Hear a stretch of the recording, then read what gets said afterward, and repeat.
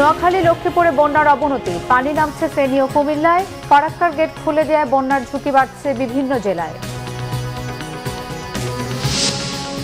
বাংলাদেশে দ্রুত স্বাভাবিকতা দেখতে চায় ভারত, প্রেসিডেন্ট বাইডেনকে জানালেন প্রধানমন্ত্রী নরেন্দ্র মোদী।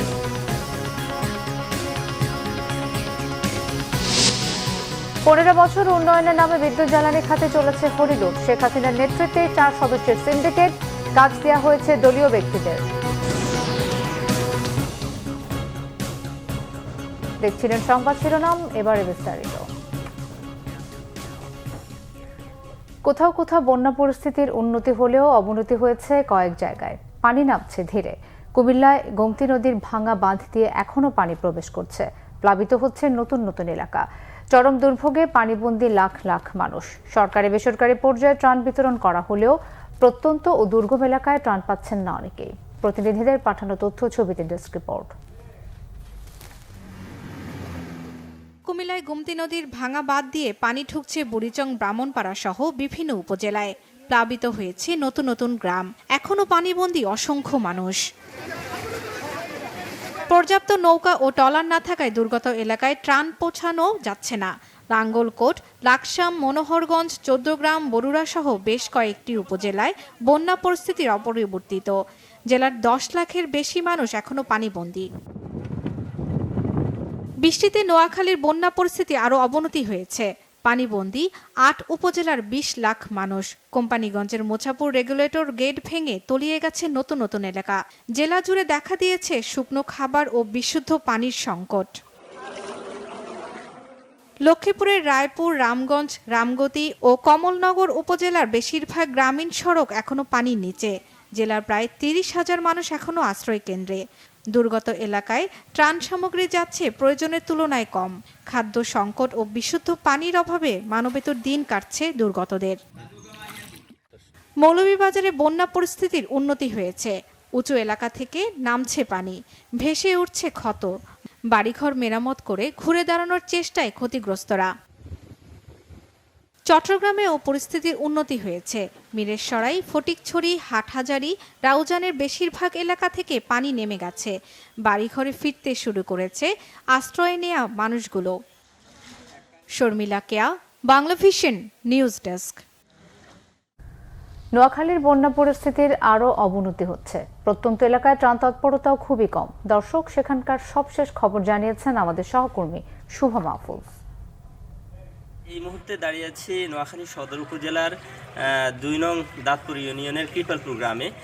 গত কয়েকদিনের টানা ভারী বর্ষণে এখানকার বন্যা পরিস্থিতির অবনতি হচ্ছে ক্রমান্বয়ে। বিশেষ করে গত 25 আগস্টের পর থেকে টানা 3 দিনের বৃষ্টিতে প্রায় 90% মানুষের ঘরবাড়ি কিন্তু ডুবে গেছে। সবারই ভিটের মাটি ডুবে যাওয়ার ফলে তারা কিন্তু এখানে একটি মাদ্রাসা রয়েছে, 4 তলা ভবন বিশিষ্ট একটি নির্মাণাধীন ভবন এবং 2 তলা বিশিষ্ট একটি ভবন রয়েছে, সেখানে এসে আশ্রয় নিয়েছে। অর্থাৎ নোয়াখালীর বন্যা পরিস্থিতি কিন্তু ক্রমেই অবনতি হচ্ছে এবং মানুষের মধ্যে কিন্তু চরম উৎকণ্ঠা কাজ করছে এবং ভীতি কাজ করছে। আসলে পরিস্থিতি কোন দিকে যায়, কারণ হচ্ছে যে আবহাওয়ার যে পরিস্থিতি, বৃষ্টির যে পরিস্থিতি, আসলে বৃষ্টি কিন্তু থামছে না। গত 3 দিন যাবৎ কিন্তু টানা বৃষ্টি হচ্ছে এবং আমরা যে সড়কটিতে এখন হাঁটছি, এই সড়কটি হচ্ছে নোয়াখালী সদর উপজেলা থেকে আরেকটি উপজেলা বেগমগঞ্জ উপজেলার দিকে প্রায় 5 কিলোমিটার সড়ক। এই সড়কটিতে কোথাও হাঁটু পানি, কোথাও কোমর পানি, একেবারেই নাজুক অবস্থা মানুষের, যেটি বলা চলে। বহু ভোগান্তিতে মধ্যে পড়ে তাদেরকে যাতায়াত করতে হচ্ছে। আরেকটি বিষয় বলে রাখি যে আসলে অন্যান্য জায়গার তুলনায় এই এলাকায় অর্থাৎ নোয়াখালী সদর উপজেলায় স্বেচ্ছাসেবী সংগঠনগুলোর কোনো তৎপরতা নেই এবং ত্রাণ তৎপরতা যেটিকে আমরা বলি সেটিও কিন্তু নেই। অর্থাৎ এখানে নিম্ন আয়ের মানুষরা কিন্তু বেশ ভোগান্তিতে রয়েছে। সমাজের বৃত্তশালী যারা রয়েছে তাদের কিছু কন্ট্রিবিউশনের মাধ্যমে এখানে যারা আশ্রয় নিয়েছে তাদের খাওয়ার ব্যবস্থা করা হচ্ছে। অর্থাৎ যদি বলি যে সবচেয়ে বেশি ভোগান্তিতে হচ্ছে যে নিম্ন আয় যেসব মানুষ রয়েছে, খেটে খাওয়া যেসব মানুষ রয়েছে, তাদের অবস্থা হচ্ছে সবচেয়ে বেশি শোচনীয়। তো এখানকার যারা নিম্ন আয়ের মানুষ তাদের একটু অনুরোধ জানিয়েছে যে স্বেচ্ছাসেবী সংগঠনে যারা রয়েছে, ত্রাণ তৎপরতা যারা ত্রাণের কার্যক্রম পরিচালনা করছে, তারা যাতে এসে তাদের পাশে দাঁড়ায় এবং তাদেরকে সহায়তা করে। তো মোটামুটি এই নোয়াখালী সদর উপজেলা থেকে এটি ছিল বন্যার এখন পর্যন্ত সর্বশেষ পরিস্থিতি। তুমুল বৃষ্টি আর বাঁধ ভাঙা বন্যার তোড়ে প্লাবিত দেশের পূর্বাঞ্চল। কাল বিলম্ব না করে মানবতার চিরন্তন হৃদয় আবেগ নিয়ে দুর্গত মানুষের বিপদে ঝাঁপিয়ে পড়েছেন সর্বস্তরের মানুষ।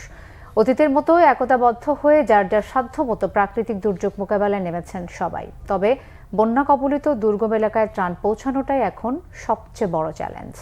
ইনামুল হাবিব রুবেলের ক্যামেরায় আরও জানাচ্ছেন মহিবুল্লাহ মহিব। বানের পানিতে ভাসছে দেশের দক্ষিণ পূর্বাঞ্চলের 12টি জেলা। এখনো আশ্রয়হীন লাখো মানুষ। খাদ্য সুপেয় পানির অভাবে সীমাহীন হাহাকার। যে যেভাবে পারছেন অর্থ, খাদ্য, বস্ত্র, চিকিৎসা, উদ্ধার, আশ্রয়, শুশ্রূষা দিয়ে, কায়িক শ্রম দিয়ে ত্রাণ কাজে সহায়তা করছেন। দলমত আর ব্যক্তি পরিচয় ছাপিয়ে তৈরি হয়েছে এক মানবিক ঐক্য। আমাদের ক্যাপাসিটি 3 থেকে 4 হাজার মানুষকে খাওয়ানোর মতো, সো আমরা পর্যায়ক্রমে রেগুলার আসছি। বাট এখন যেটা শুরু করেছি আমরা 2 থেকে 3 হাজার মানুষ রেগুলারলি আমাদের এখান থেকে খাবার যাবে। দুর্যোগ দুঃসময়ে ঐক্যবদ্ধভাবে বিপন্ন মানবতার পাশে দাঁড়ানোর মহৎ গুণটি এদেশের মানুষ রপ্ত করেছে অনেক আগেই। সিডর, আইলা, জলোচ্ছ্বাস, সত্যপ্রবাহ কিংবা অগ্নিকাণ্ড, ভবন ধস, এমনকি মহামারীর সময় সর্বস্তরের মানুষ আপনা আপনি সাধ্যানুযায়ী মানবিক কাজে সক্রিয় থেকেছেন। নোয়াখালী অঞ্চলে নোয়াখালী থেকে বিভিন্ন জায়গায় মুভ করছে, ওনারা শুকনো খাবারটা দিচ্ছে। খাগড়াছড়ি থেকে শুকনো খাবার, এবং যেহেতু এখানে পানি মোটামুটি নেমে গেছে, ওইখানে চাল ডাল সহ যে খাবারের প্যাকেজটা, মানে যেহেতু বন্যা পরবর্তী সময়ের যে ব্যাপারটা খাগড়াছড়িতে ওই খাবারগুলো পৌঁছে যাচ্ছে। পর্যাপ্ত ত্রাণ এলেও সমন্বয়হীনতায় সবার কাছে পৌঁছাতে না পারার বিস্তর অভিযোগ বানভাসীদের। কত মানুষ কতভাবে যে বানভাসী মানুষের পাশে দাঁড়িয়েছেন তার কোনো পরিসংখ্যান নেই কারো কাছে। বাংলাদেশের প্রতিটি দুর্যোগে মানবিকতার হাত বাড়িয়ে দেওয়ার ইতিহাস নতুন নয়। এবারের দুর্যোগে দল মত বা ব্যক্তি পরিচয় ভুলে দুর্গত মানুষের পাশে দাঁড়িয়েছেন যে যেভাবে পেরেছেন। এই বন্যা প্রমাণ করেছে যে কোনো সংকটে বাংলাদেশের মানুষ ঐক্যবদ্ধ। মহিবুল্লাহ মহিব, বাংলা ভিশন, ফুলগাজী, ফেনী। দর্শক, বন্যার খবর সংগ্রহে এই মুহূর্তে ফেনীতে আছেন সিনিয়র রিপোর্টার মহিবুল্লাহ মহিব। সরাসরি কথা বলছি তার সাথে। মহিব, সেখানকার বন্যার পরিস্থিতি আমাদের জানাবেন।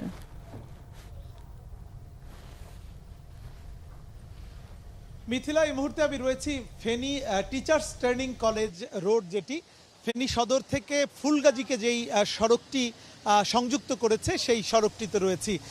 যদিও ফেনীতে যেই পরিমাণ পানি বন্যায় জমেছিল সেই পানি কিছুটা কমতে শুরু করেছে, তবে দুর্গম এলাকাগুলোতে কিন্তু এখনও পানি রয়েছে। সদরের যেই পরিবেশ আমি আপনাদেরকে যদি বলি, এখানকার কোনো ঘরবাড়িতে কিন্তু এখন পর্যন্ত মানুষ ওঠার মতো পরিস্থিতি তৈরি হয়নি, অর্থাৎ নিচতলায় এখন পর্যন্ত পানি রয়েছে হাঁটু সমান। এই পানি কবে নাগাদ টানবে সেটি কিন্তু একটি বড় প্রশ্ন। কারণ হলো এই স্মরণকালের ভয়াবহ বন্যায় এসব ফেনীর প্রত্যেকটি ভবনে কিন্তু নিচতলা পুরো পানির নিচে নিমজ্জিত ছিল। আমরা যে সড়কটিতে আছি সেই সড়কটির দিকে তাকালেই দেখতে পাবেন যে এখনো কিন্তু পানি ঠেলে এখান থেকে যাতায়াত করছে গণপরিবহন সহ অন্যান্য পরিবহন। এই এলাকার মানুষ যে পরিমাণ ক্ষতিগ্রস্ত হয়েছে, এই ক্ষতি পুষিয়ে উঠতে অনেক সময় লাগবে, এবং আশ্রয় কেন্দ্রে যারা রয়েছেন তারা কিন্তু এখনো তাদের ঘরে উঠতে পারেননি। আসলে এই সব এলাকার যারা ক্ষতিগ্রস্ত মানুষ তাদের স্থায়ী পুনর্বাসন ছাড়া কিন্তু কোনোভাবেই বাড়িঘরে ওঠা সম্ভব নয়। সব মিলিয়ে যেই এই দুর্গত এলাকায় সামরিক বাহিনী সহ অন্যান্য আইন শৃঙ্খলা বাহিনী ত্রাণ তৎপরতা অব্যাহত রেখেছে, একই সঙ্গে যাতে মানুষ যাতে 3 বেলা খেয়ে পড়ে কোনো রকম বেঁচে থাকতে পারে এবং সুপেয় পানির অভাবে যাতে কোনো ধরনের রোগবালাই না হয় সেই প্রচেষ্টাই কিন্তু চালিয়ে যাচ্ছে বিভিন্ন ত্রাণ বিতরণকারী সংস্থা। তো এই ছিল আমার কাছে ফেনীর বন্যা পরিস্থিতির সার্বিক তথ্য। মিথিলা। মহিব, আপনাকে ধন্যবাদ। ত্রিপুরা রাজ্যের ডুমপুরের পর এবার ফারাক্কা বাঁধের 109টি গেট খুলে দিয়েছে ভারত। এতে বাংলাদেশের রাজশাহী, চাঁপাইনবাবগঞ্জ, পাবনা, সিরাজগঞ্জ, কুষ্টিয়া, রাজবাড়ী ও মানিকগঞ্জ সহ আশেপাশের জেলাগুলোতে বন্যার ঝুঁকিতে রয়েছে। তবে এখনই বাংলাদেশে বন্যার কোনো পূর্বাভাস নেই বলে জানিয়েছেন বন্যা পূর্বাভাস ও সতর্কীকরণ কেন্দ্রের নির্বাহী প্রকৌশলী। গঙ্গার পানির স্তর বাড়ায় বাঁধটি থেকে 11 লাখ কিউসেক পানি ছাড়া হয়েছে। ভারতের দাবি, বিহার ঝাড়খণ্ডে প্রবল বৃষ্টি হওয়ায় সেই পানির চাপ কমাতে সোমবার ফারাক্কা বাঁধের গেটগুলো খুলে দেওয়া হয়েছে। ফারাক্কা বাঁধ প্রকল্পের পানি বিপদসীমা পার করায় পানি ছাড়ার পরিমাণও বাড়ছে। বন্যা পূর্বাভাস ও সতর্কীকরণ কেন্দ্রের নির্বাহী প্রকৌশলী গণমাধ্যমকে জানান, ফারাক্কা বাঁধের পানি গঙ্গা দিয়ে প্রবাহিত হয়। আপাতত সেখানে পানি বিপদসীমার নিচ দিয়ে বইছে। যদি পানি বিপদসীমার উপর দিয়ে যায় তাহলে দেশের উত্তর পশ্চিমাঞ্চল ও মধ্যাঞ্চল বন্যার ঝুঁকিতে পড়বে। এদিকে ফারাক্কা ব্যারেজের গেট খোলা নিয়ে ভারতের পররাষ্ট্র মন্ত্রণালয়ের মুখপাত্র রণধীর জয়সওয়াল বলেছেন, এটি একটি স্বাভাবিক ঘটনা যা বর্ষা মৌসুমে হয়ে থাকে।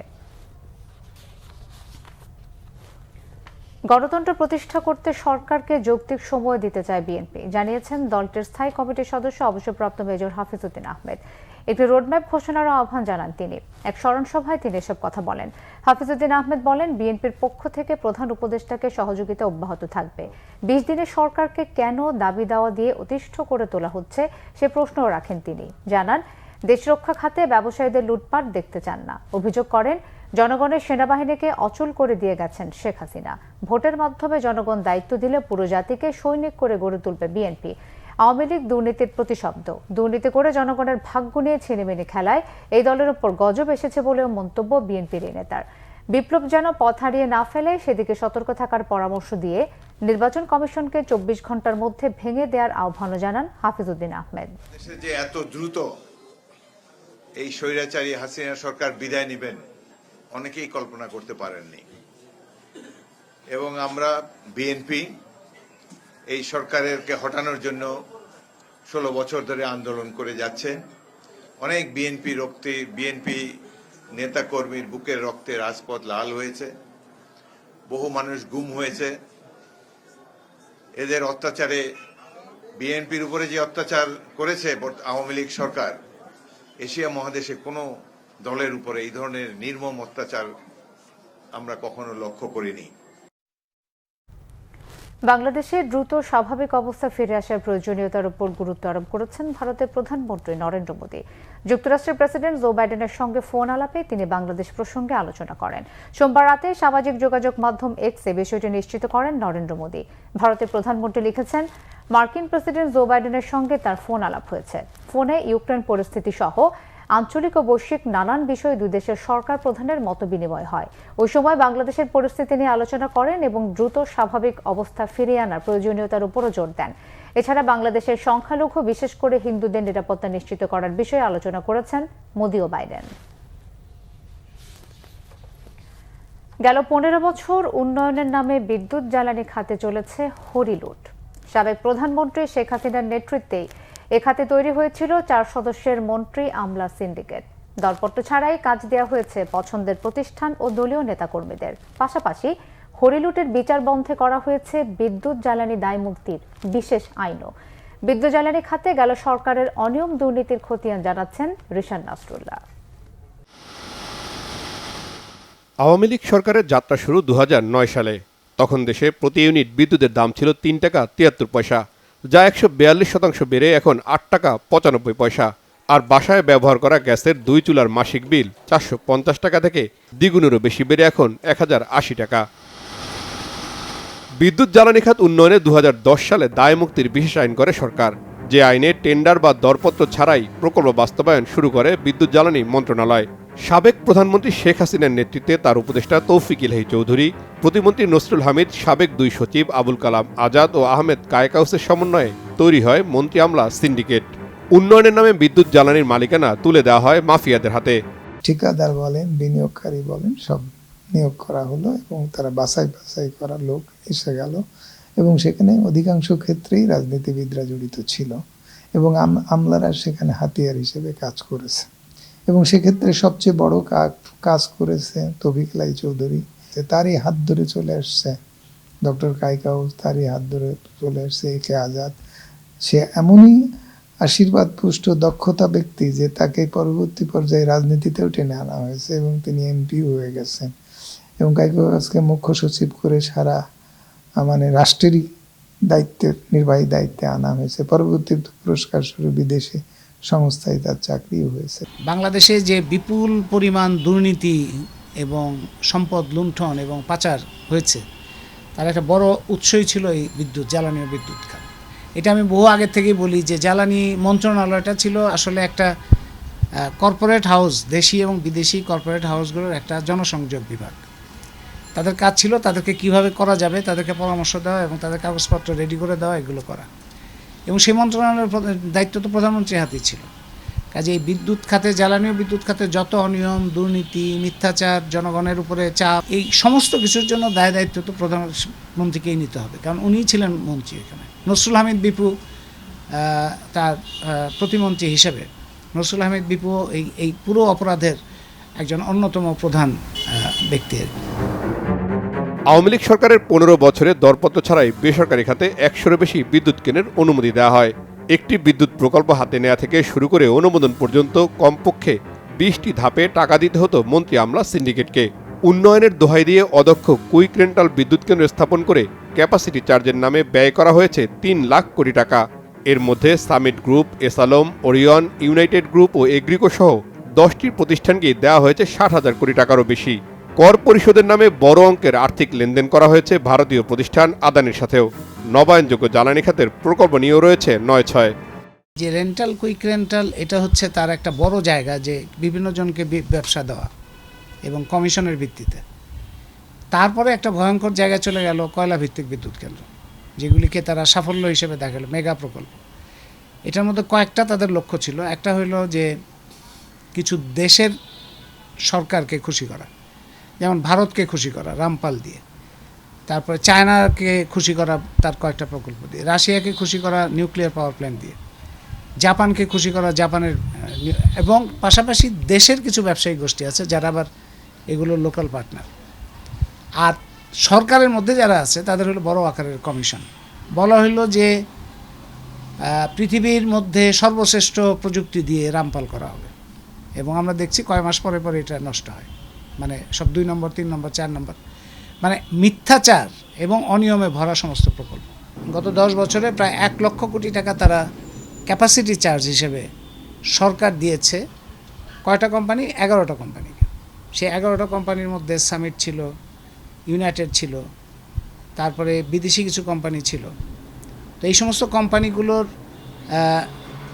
এই যে টাকাটা তারা পেল, তারা কিন্তু বিদ্যুৎ দিয়ে পায় নাই। বিদ্যুৎ খাতে আওয়ামী সরকারের 3 মেয়াদে লোকসান হয় 2 লাখ কোটি টাকার উপরে। এর মধ্যে সরকারের দেয়া ভর্তুকির পরিমাণ 1,37,000 কোটি টাকা। দেশীয় গ্যাস অনুসন্ধান না করে গত 5 বছরে এলএনজি আমদানিতে ভর্তুকি দেওয়া হয়েছে 26,000 কোটি টাকা। এলএনজি ব্যবসার বড় অংশ সামিট গ্রুপের দখলে। অন্যদিকে স্পট মার্কেটের সাথে যুক্ত থাকা প্রতিষ্ঠানগুলো সরকারের আশীর্বাদ পুষ্ট।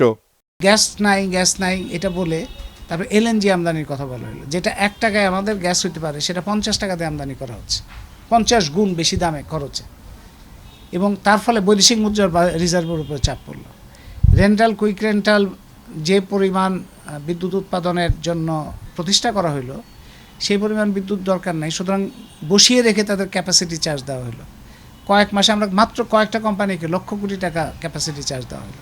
এই যে লুণ্ঠনমূলক ব্যবসা ও অসাধু ব্যবসা সম্প্রসারণ করে ব্যয় বৃদ্ধি করেছে এবং মানে গোষ্ঠীগতভাবে লুণ্ঠনকারী তৈরি করা হয়েছে এখানে, সেটার আলটিমেট লক্ষ্য ছিল এ খাতকে আমদানি বাজারে পরিণত করা।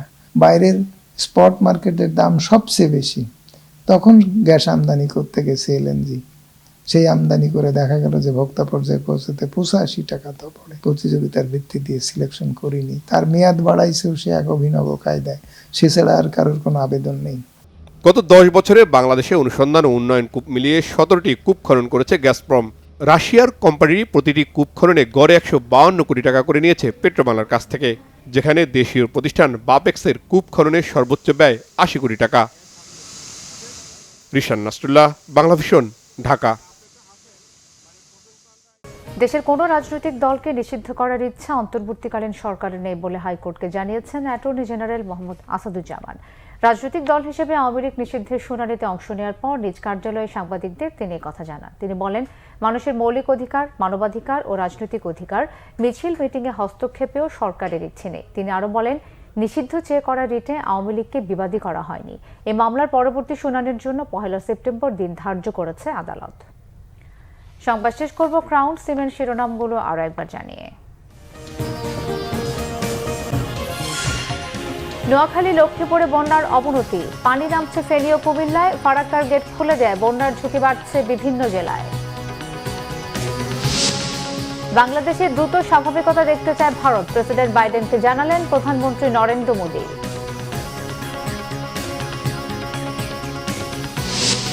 15 বছর উন্নয়নের নামে বিদ্যুৎ জ্বালানি খাতে চলেছে হরিলুট, শেখ হাসিনার নেতৃত্বে 4 সদস্যের সিন্ডিকেট, কাজ দেওয়া হয়েছে দলীয় ব্যক্তিদের। এই ছিল এখনকার মতো, পরের সংবাদ বিকেল 4টা, এর আগে 3টায় রয়েছে নিউজ টপ 10, দেখার আমন্ত্রণ রইল। এছাড়াও বাংলা ভিশন সংবাদ ও সংবাদ সংশ্লিষ্ট অনুষ্ঠানটিকে ভিজিট করুন www.vvnews24.com ও facebook.com/banglavisionnews এবং সাবস্ক্রাইব করুন youtube.com/banglavisionnews।